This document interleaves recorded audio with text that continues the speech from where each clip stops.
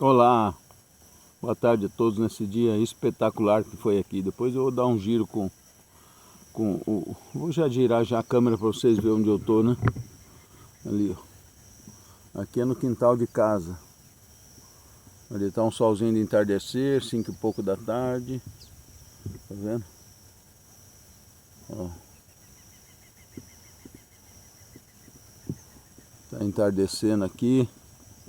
Então tá muito bonito. Tô aqui no quintal de casa, né? Deixa eu ver se eu consigo pôr isso aqui sem fazer muita bagunça, que eu fiz um equilíbrio aqui. Tá vendo que lugar espetacular que Deus me trouxe na sua bondade? Deixa eu ver se dá para vocês verem as montanhas lá.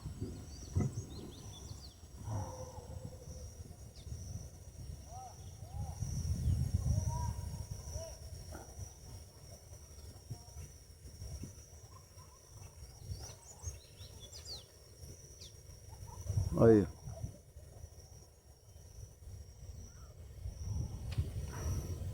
Você viu? Essa é o quadro que Deus põe para nós aqui na bondade dele, né? Entendeu? Louvo a Deus por tudo que Ele nos dá. Sou agradecido em tudo. E mesmo que não tivesse toda essa comodidade, essa beleza aqui para mim morar, eu estaria agradecendo a Deus também, em qualquer lugar. Quando a gente ama a Deus, não importa onde a gente está. A gente está feliz. Tá bom? Então hoje vamos ver lá em Marcos. Tive algumas complicações, aí não consegui fazer de manhã, né? Vamos fazer a liturgia de hoje. Hoje 31 de janeiro de 2026. Um dia mais próximo de nós encontrarmos com o Senhor Jesus. Essa é a minha alegria. Não é falar morrer, não. Viver. No caso é viver. É ter a vida verdadeira que Deus reservou para nós nele. Que Deus tem preparado, como disse o apóstolo São Paulo, né? A vida que Deus nos preparou, de antemão nos preparou, né? Desde a criação do mundo, para aqueles que buscam Ele. Hoje, último dia do mês de janeiro, né? A gente já, no começo do ano, consagrou todo o nosso ano a Deus, ao Senhor Jesus Cristo. Nosso ano, tudo que tiver, né? As tristezas, as alegrias. Mas mesmo que venha tristezas, são passageiras, né? Que na hora que eu me lembro que Jesus é real, it's really, que Ele é real, a vida eterna é real, que a morte na cruz dele foi real, aí minha alegria volta na hora, meu espírito exulta de alegria em Deus, meu Salvador. Tá bom? Vamos fazer nossa oração e já ver a nossa passagem de hoje. Senhor Jesus, nós te louvamos, te adoramos, te bendizemos por esse dia maravilhoso que estivemos aqui no sítio, no mato, Senhor. Mas em qualquer lugar que estivéssemos, íamos te louvar, te agradecer, te bendizer por esse dia, Senhor Jesus. Vocês viram passar ali atrás? É o meu primo Gilberto. Ele vai alimentar as tilápia. Tem 2 lagos ali, né? Um de cima da minha sogra e aqui embaixo tem o nosso. Aliás, eu vou virar ali para ver se vocês conseguem ver o bicudo. Tá aparecendo os passarinhos bicudinhos. Deixa eu ver se vocês estão conseguindo ver ele. Não sei se vocês conseguem ver ali o bicudinho ali, ó. Ele tá preocupado que eu tô filmando ele. Ah, não gostou. Agora tá vindo esses passarinhos diferentes pra cá, garça, os passarinhos diferentes, esses bicudinhos que são diferentes, e um outro, o pessoal acho que chama de biguá, né? Então vamos continuar nossa oração. Te agradeço por esses passarinhos também, Jesus, por esse vento fresco. Obrigado, Senhor. Fez bastante calor aqui.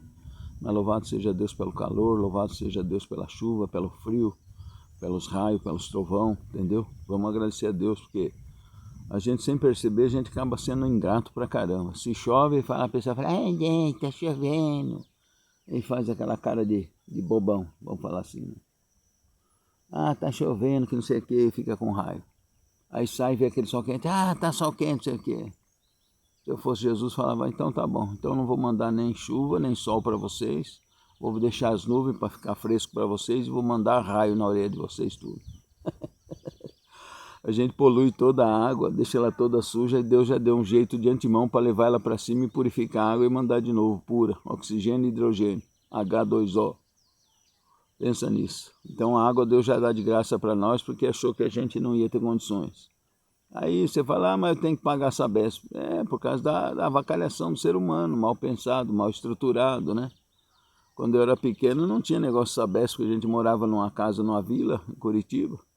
E nós tínhamos nosso poço ali. Ali o pai tratava a água, tirava a água, né? Deixa eu desligar aqui que tá querendo um despertador para 6 horas, a hora do Ângelus. Então nós tirava a água do nosso poço lá e acabou. Era água limpa, pura, oxigenada, com minerais, com tudo. Né? Se a gente tem que pagar é por causa da estrutura humana, né? Egoísta. Uns trabalham demais, bastante, outros não querem trabalhar e aí fica complicado. Aí o que não quer trabalhar, o outro tem raiva, o outro tem raiva do que trabalha. E fica aquela briga, aí acaba vendo as confusões, o egoísmo. O outro fala, eu não vou dar água para esse preguiçoso. O preguiçoso fala, esse sem vergonha tem água e não me dá, e briga com ele. Então é assim, porque tem a maldade dentro do ser humano. Né? Um dia nós vamos vencer isso. Está perto de Deus mudar isso no mundo. Né? Está perto de Deus mudar isso. Então te agradecemos por tudo isso, Jesus. Te agradecemos pela tua palavra. Envia a tua paz, o teu Espírito, junto com essa palavra. Desde já nós te louvamos, bendizemos, te agradecemos. Amém. Então está lá em Marcos, né? Evangelho de Jesus, segundo São Marcos, né?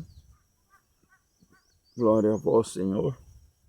Capítulo 4, versículo do 35 até o 41. Você vê que quem segue a liturgia da Igreja Católica, a liturgia da Igreja, é uma maravilha que vai lendo toda a Bíblia. Nós estamos num segmento. Passa 3 anos a pessoa leu a Bíblia inteirinha. Acompanhou, né? Não fica parcial, como eu já falei em outros vídeos, né? A pessoa que lê um trecho, lê um texto, né? Fora de contexto, é para justificar um pretexto, né? Para fazer uma desculpa, vira sectário e cria seitas, né? Divisões, ódio, intriga. O diabo gosta disso. Ele não liga a pessoa ler a Bíblia assim, só um pedaço e tire conclusões em cima daquele pedaço ali. Não vejo o contexto total da Bíblia, né? Então vamos lá. Marcos 4:35 em diante. A tempestade acalmada. À tarde daquele dia, né, Jesus estava de manhã na sinagoga, depois à tarde, não era na sinagoga, ele estava falando em parábolas, né, durante o dia todo. E aí diz que à tarde daquele dia, disse-lhes, passemos para o outro lado do lago.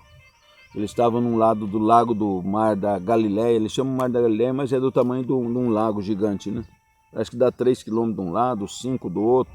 O Mar da Galileia, né? Vocês não liguem se eu tiver um barulho de fundo aí, que tem um pessoal que vem de São Paulo ali, eles põem umas músicas um pouco altas, né? Em vez de ouvir só para eles, mas não liga, né?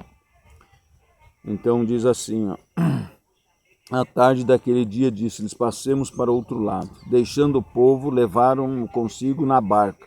Ele subiu na barca com os apóstolos, né?